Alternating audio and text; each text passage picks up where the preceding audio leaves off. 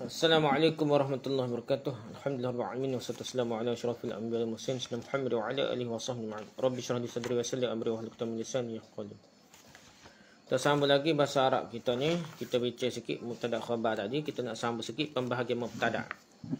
Pembahagian mubtada, al-mubtada'u qismani zahirun wa mudmarun, faz-zahiru ma taqaddama dzikruhu. Mubtada itu terbahagi jadi dua bahagian. Az-zahiru iaitu mubtada yang zahir, mudmaru iaitu mubtada yang mudmar itu dhamir. Faz-zahiru ma taqaddama dzikruhu. Mubtada zahir penjelasannya telah dikemukakan.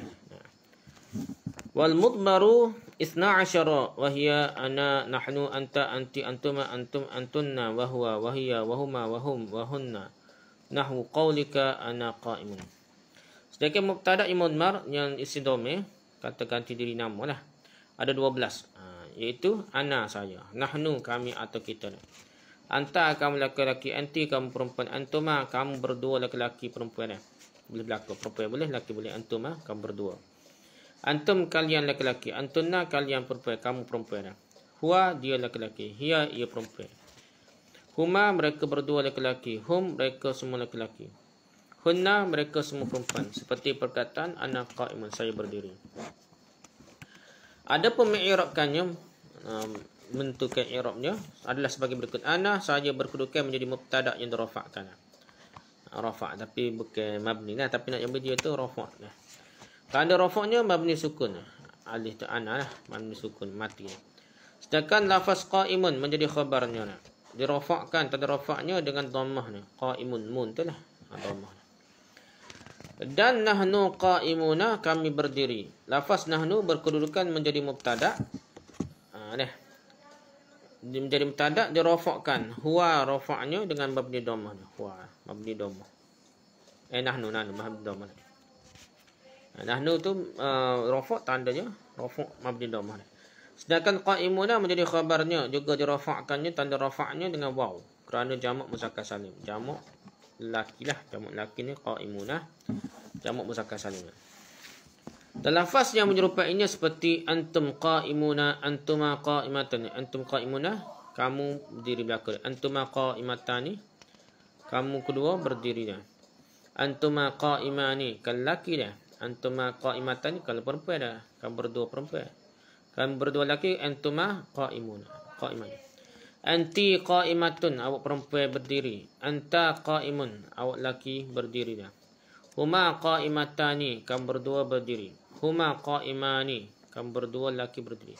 Hiya qa'imatun, dia perempuan berdiri. Huwa qa'imun, dia laki berdiri. Antunna qa'imatun, kamu kalian, kamu perempuan berdiri. Hunna qa'imatun, mereka perempuan berdiri dah. Hum qa'imuna, mereka laki berdiri. Kata Nazim, wal mubtada ismun zahirun kama madha au mudmarun kanat ahlul lil qada. Mubtada itu isim zahir sebagaimana pada contoh itu yang telah dikemukakan. Isim zahir lah jelas. Atau dhamir, isim dhamir seperti anta ahlul qada. Kamu patut untuk menetapkan hukum di antara manusia. Anta ahlul lil qada. Dia antanya awak lah. Jadi dia dhamir lah. Mubtada lah. Wala yajuzu al-tida' bima ittasal min ad-dhamir bal bi kulli man fasal ana wa nahnu anta anti antuma antunna antum wa huwa wa hiya hum huma. Tidak diperbolehkan membuat mubtada' dengan menggunakan isim dhamir muttasil. Hak sama. Wala yajuzu al-tida' bima ittasal min ad-dhamir. Tetapi diperbolehkan untuk dengan setiap dhamir yang munfasil, dhamir yang berpisah, tidak tepek sekali. Antaranya ana nahnu anti anta anti antuma antunna antum huwa hiya hum huma. Jadi hak ni kalau dia guna hak ni dipanggil dhamir munfasil, bolehlah ada mubtada khabar tu lah, boleh guna dah.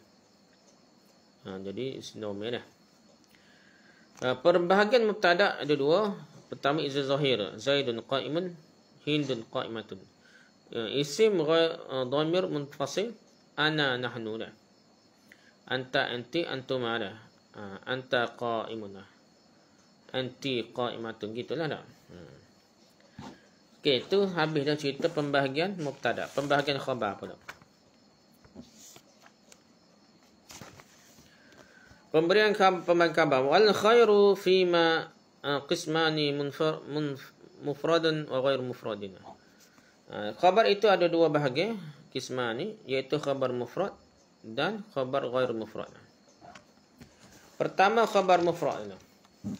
Ma laysa jumlatan wala syabihaha.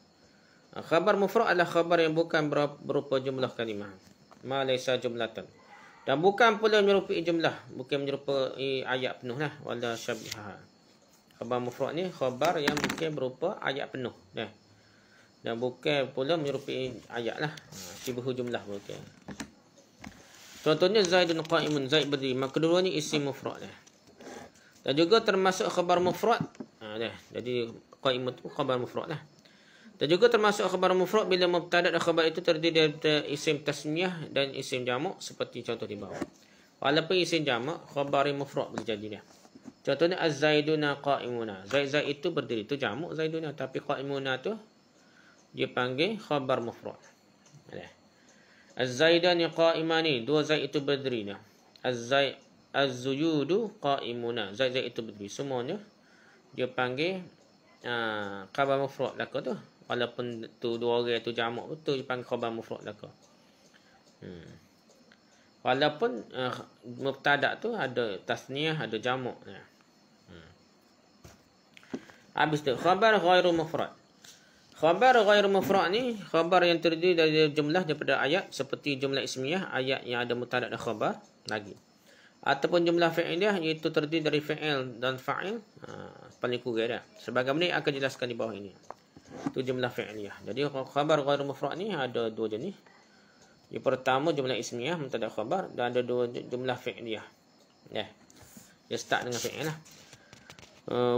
Wa ghairul mufrad arba'atu asya. Al-jar wal majrur wal zarfu wal fi'lu ma'a fa'lihi wal mubtada'u ma'a khabarihi nahwu qawlika Zaidun fid dari wa Zaidun 'indaka wa Zaidun qama abuhu wa Zaidun jariyatuhu zahibatun. Khabar ghair mufrad pada empat macam, iaitu jar dan majrur, yang kedua zaraf, yang ketiga fi'il berserta fa'ilnya, fi'il ada fa'il lah. Yang keempatnya mubtada berserta khabarnya. Ada khabar, ada khabar mubtada. Contohnya seperti kata Zaidun fid dari, Zaid berada dalam rumah. Ni ada huruf jar lah. Jadi hak ni sibluh jumlah fid dari dah. Zaidun fid dari. Khabarnya terdiri dari jar dan majrur.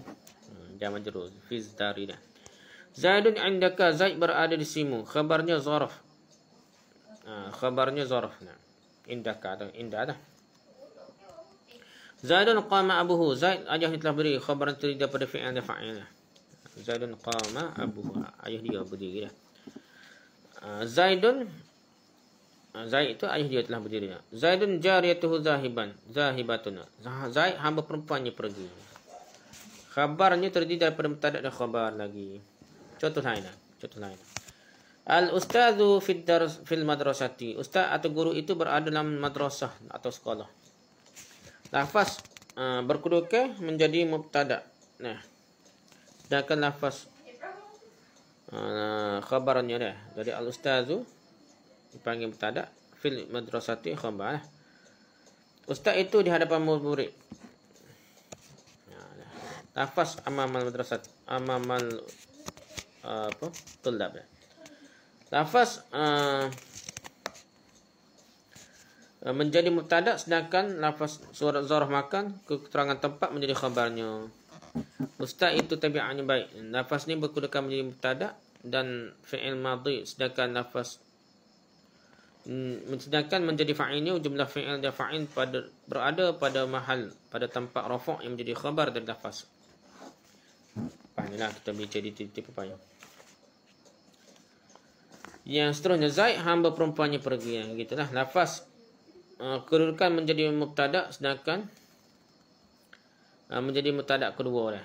Menjadi khabar dari mubtada kedua yang berada pada mahal tempat rafa' menjadi khabar lagi dari lafaz.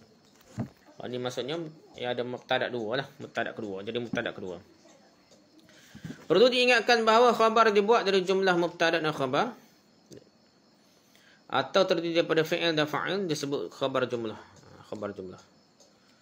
Adapun khabar terdiri daripada jar dan majrur atau zarah disebut shibhu jumlahnya. Shibhu jumlahnya. Kalau ada fiddari ke apa ni lah. Kerana jar majrur dan zarah itu bukan menjadi khabar yang sebenar-benarnya ya. Sebab yang menjadi khabar yang sebenarnya ialah mu'allaqnya, tersimpannya atau tersembunyi. Yang takdirnya dapat atau boleh dengan isim mufrad seperti contohlah. Oleh kerana lafaz muta'allaqnya dapat ditakdirkan diperkirakan isim mufrad dan ditakdirkan fi'il madi, maka disebutlah dengan syibhu jumlah. Serupa jumlah. Serupa jumlah. Kata nazimna, ada kalanya khabar itu mufrad dan ghair mufrad. Yang pertama ialah khabar mufrad, iaitu lafaz dalam nazaman bait syair telah disebutkan. Sedangkan khabar ghair mufrad hanya terbatas pada 4 macam, yang lain tidak. 4 macam itu ialah zarah, jar, majrur, fa'il beserta fa'ilnya yang telah dikemukakan dan mubtada beserta khabar yang dimilikinya. Wallahu a'lam. Setakat itu saja. Subhanakallahumma wa bihamdika, asyhadu an la ilaha illa anta, astaghfiruka wa atubu ilaik.